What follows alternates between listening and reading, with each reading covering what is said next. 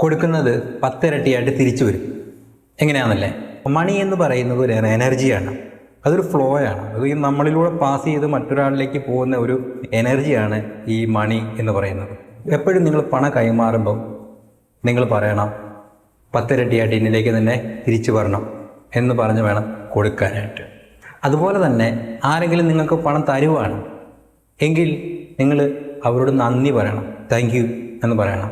ഇപ്പം നിങ്ങളൊരു സാധനം വാങ്ങിച്ചു, അതിന് പൈസ കൊടുത്തു, അതിനൊരു ബാലൻസ് തിരിച്ച് ഇങ്ങോട്ട് തരുവാണെങ്കിൽ നിങ്ങളതിന് താങ്ക് യു പറയണം.